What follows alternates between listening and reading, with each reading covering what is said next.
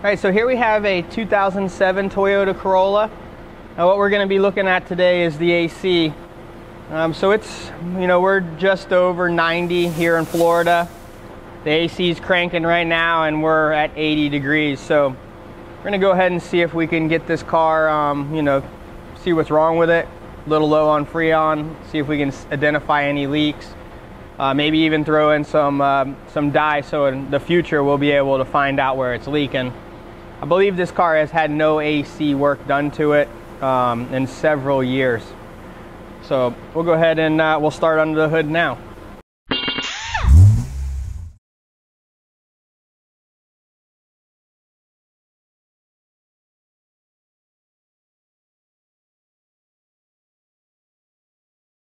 All right, so here we are underneath the hood. I do have the car still running with the AC on. One of the things you want to check is you want to make sure that your cooling fan is working, so it's dispersing the heat from the condenser. All right, so we know that everything's working there good. The other little check I'm going to do is this is our low side line and this is our high side line. So this should be cold. This is the one that sweats, like why you would have drips on the bottom of your car. And this one would be hot. So right now it's a little warm and it's not cold at all on our low side.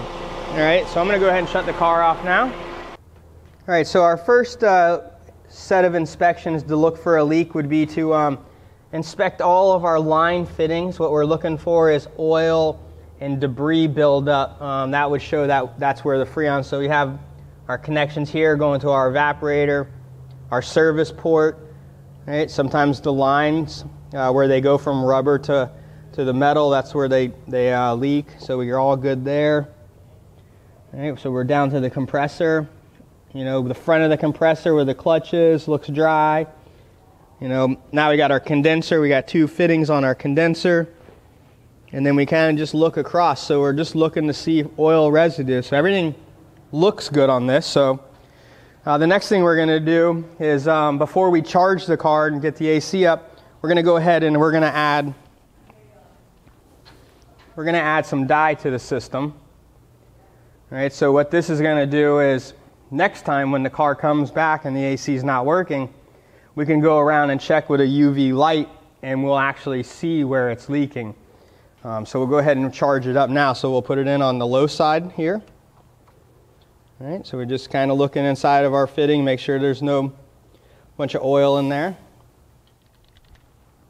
All right, so we just want to hold this thing down. Let's see what it recommends. I believe it's just a couple seconds. 3 seconds. So we just want to hold it down, inject for 3 seconds, and then that'll be good. I'm going to go get a rag and kind of put it on the bottom here so we don't drip anything down. All right, so we're going to go ahead and press down for 3 seconds. All right. All right, so the next thing that we have is a can of Freon and just a little cheapie. They come together. You usually buy them together. So this is a self-sealing one. That's how we can take it apart.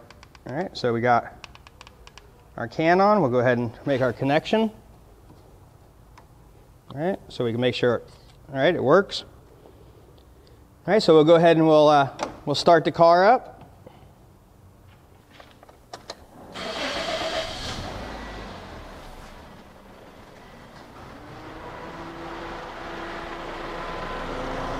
All right, so we just give it a second.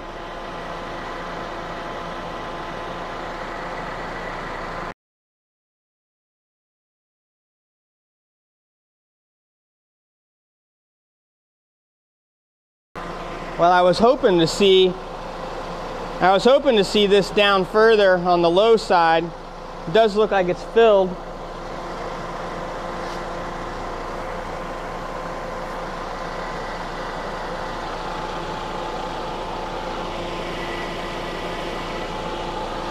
All right, so what I'm doing now is I'm just feeling the condenser, see how hot it is. Because it might just be we have a plugged up condenser, because it is pretty hot on this side. It's not so hot on this side.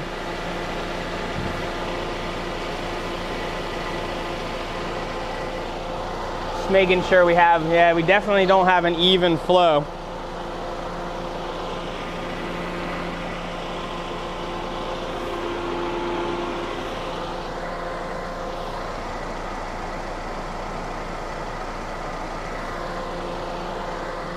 Let me check with the gauge back where we're at.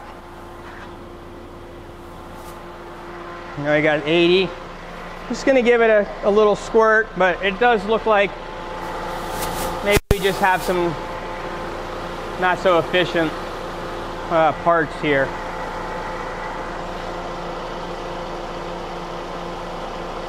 So I just go a couple seconds. All right, we are dripping pretty good out of the evaporator box, so we're getting a nice little puddle right there for the little bit that we ran it. But yeah, I definitely have a temperature change between the condenser here, so we might not be able to disperse the heat. There might be some plugged up little vents or veins inside there.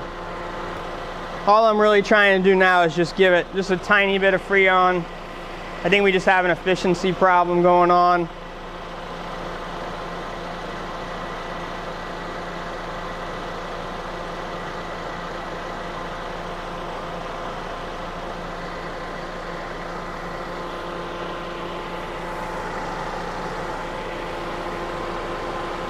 One thing you could do to verify that is if you, if you were outside, you had a garden hose, you could water down that condenser, and if the AC drops, you definitely know that's what you got going on.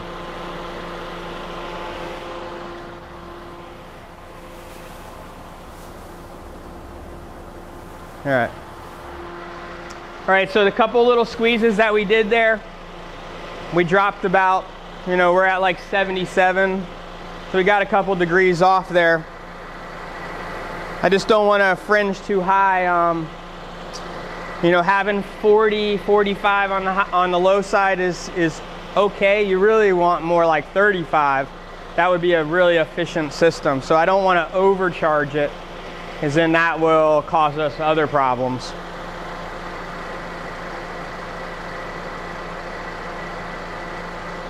I'm just going to go ahead and cycle the throttle for a second.